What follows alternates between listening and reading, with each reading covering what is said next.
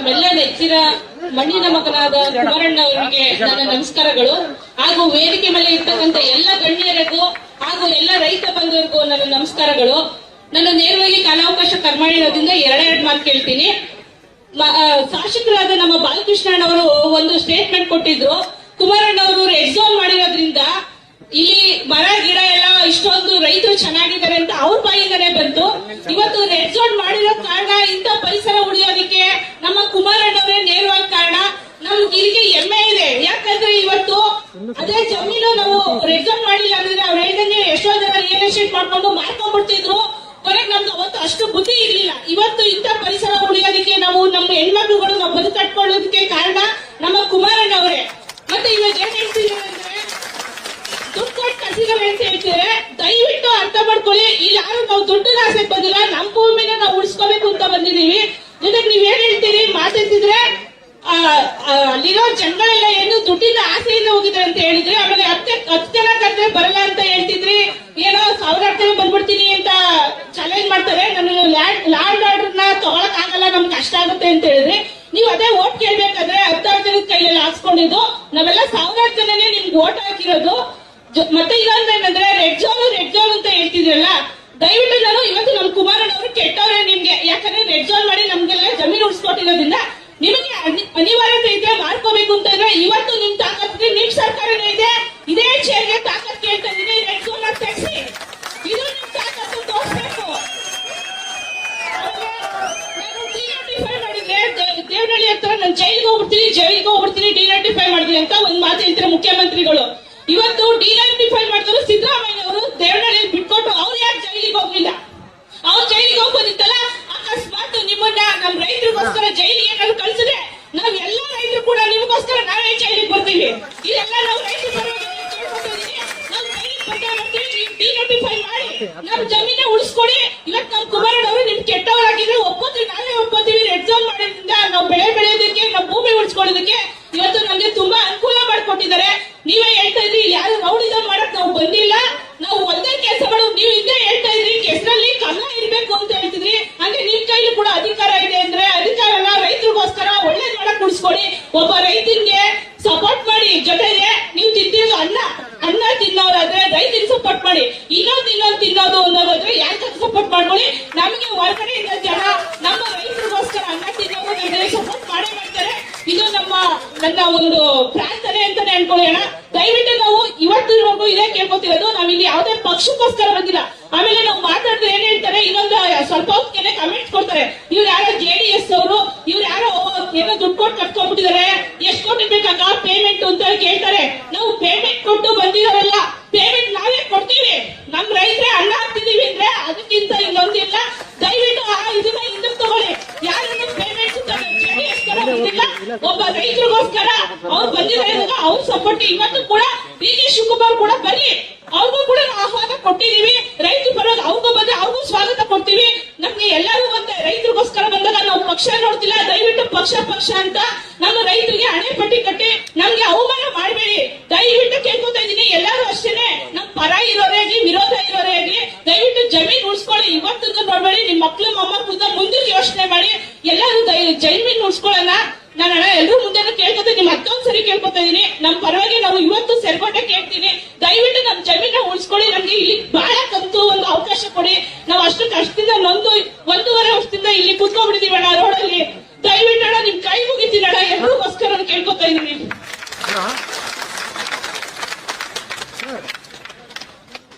ಬೇರೆ ಇನ್ಯಾರು ಮಾತಾಡ್ತೀರಾ? ನಮ್ಮ ಮಹಿಳಾ ಮುಖಂಡರುಗಳು, ಹೋರಾಟಗಾರ್ತಿರು, ಮುಖಂಡರಲ್ಲ, ನಿಮ್ಮ ಜಮೀನನ್ನ ಉಳಿಸ್ಕೊಳ್ಳಕ್ಕೆ ಹೋರಾಟ ಮಾಡಿದಂತ ತಾಯಂದಿರು ಯಾರಲ್ಲಿ ಕಳಿಸಿ. ಅವರ ಮತ್ತೆ ನಿಮ್ಮ ಅನಿಸಿಕೆ ಏನಾದ್ರು ತಿಳಿಸಿ ಬನ್ನಿ. ಪಾಕ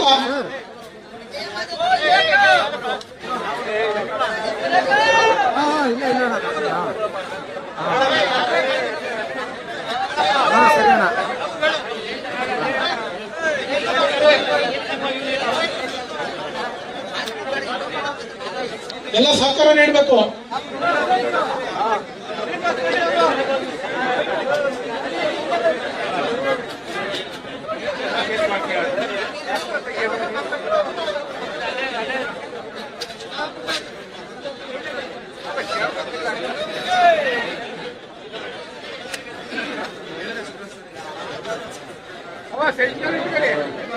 ಇಲ್ಲಪ್ಪ. ನಮ್ಮ ಜಯಕ್ಕ ಮಾತಾಡ್ತಾರೆ, ದಯಮಾಡಿ ಇವೆಲ್ಲ ಆಲಿಸ್ಬೇಕು. ನಾವು 1 ವಾರ ವರ್ಷದಿಂದ ರೈತರೆಲ್ಲ ಬೀದಿಗೆ ಬಂದು ಕೂತಿದೀವಿ. ಈಗ ನಾವು ರೈತರುಗಳು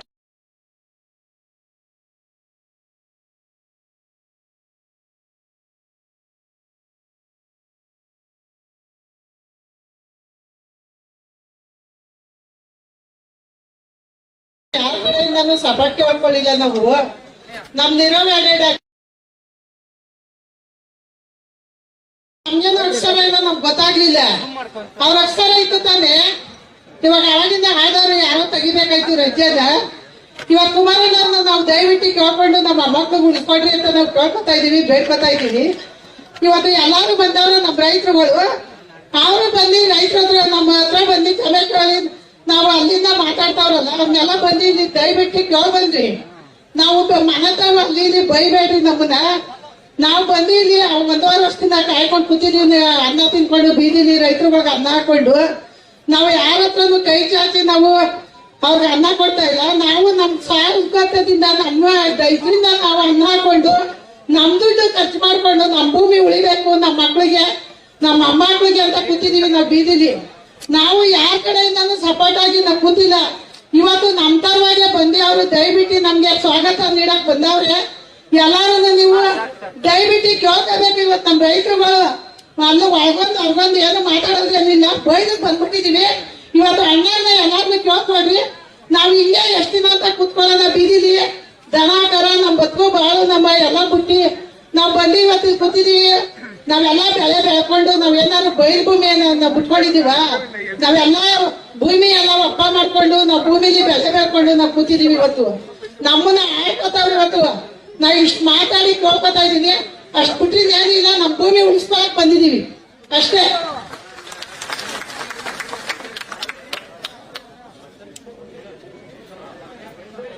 ಧನ್ಯವಾದಗಳಕ್ಕ. ಬನ್ನಿ ಹೊರಬಿಡಿ ಹೊರಬಿಡಿ.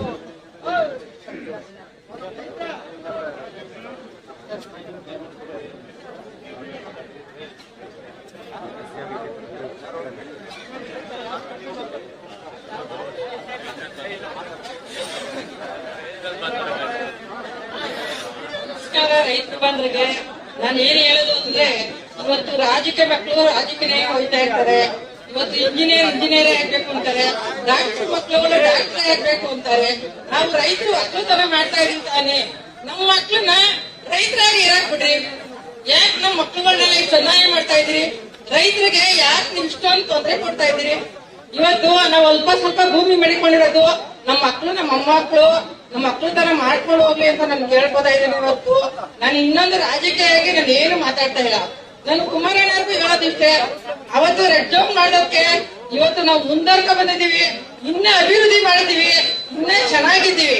ಇವತ್ತು ಹೇಳೋದು ಏನಂದ್ರೆ, ಇವತ್ತು ನಮ್ಗೆ ಉಳಿಸ್ಕೊಟ್ರಿ, ನಮ್ಮನ್ನ ಉಳಿಸ್ಕೊಡ್ಬೇಕು ಅಂತ ಹೇಳ್ತಾ ಇದ್ದೀನಿ. ನಮ್ ರೈತರ ಮಕ್ಕಳು ರೈತರಾಗಿ ಇರಾಕ್ಬಿಡ್ರಿ. ನಮ್ಮ ಮಕ್ಳುಗಳು ರೈತರಾಗಬಾರ್ದ, ನಮ್ಮ ಮೊಮ್ಮಕ್ಕಳು ರೈತರಾಗಬಾರ್ದ? ನೀವು ಹೊಟ್ಟೆಗೆ ಏನ್ ತಿಂತೀರಿ? ನೀವು ಅನ್ನನೇ ತಾನೇ ತಿನ್ನೋದು. ಭೂಮಿ ಎಲ್ಲ ಕಳ್ಕೊಂಡ್ಮೇಲೆ ಎಲ್ಲೋಯ್ತೀರಿ? ನಾನು ಹೇಳೋದಿಷ್ಟೇ, ಇವತ್ತು ಭೂಮಿ ಉಳಿಸ್ಕೊಡ್ಬೇಕು ಅಂತ ನಾನು ಎಲ್ಲಾ ರೈತರಿಗೆ ನಾನು ಪ್ರಾರ್ಥನೆ ಮಾಡ್ಕೊತಾ ಇದ್ದೀನಿ. ಕುಮಾರಣ್ಣವ್ರಿಗೂ ಹೇಳೋದಿಷ್ಟೇ, ನಾನು ಇವತ್ತು ನಮ್ ಭೂಮಿ ಉಳಿಸ್ಕೊಡ್ಬೇಕು. ನಾವು ಓಡಾಟ ಇನ್ನ ಇದೇ ತರ ಮಾಡ್ಕೊಂಡಿದ್ದೀವಿ. ನಾವು 1 ವಾರ ವರ್ಷದಿಂದ ನಾವು ಅನ್ನ ಸಾಂಬಾರ್ ತಿನ್ಕೊಂಡು JDS ಚೇಳೆಗಳು ಇವರು ಅವ್ರ ಆ ತರ ಈ ತರ ಅಂತ ಎಲ್ಲಾರು ನಾವೇನು ರೈತರಿಗೆಲ್ಲ ದುಡ್ಡು ಕೊಟ್ಟು ಕಳ್ಸಿದೀವ? ಇಲ್ಲ. ಇವತ್ತೇನೆಂದ್ರೆ ರೈತರಾಗಿ ಉಳಿಬೇಕು ಅಂದ್ರೆ ಇದು ಕ್ಯಾನ್ಸಲ್ ಮಾಡ್ಬೇಕು, ನಮ್ಗೆ ಭೂಮಿ ಉಳಿಸ್ಕೊಡ್ಬೇಕು ಅಂತ ನಾನು ಕೇಳ್ತೇನೆ.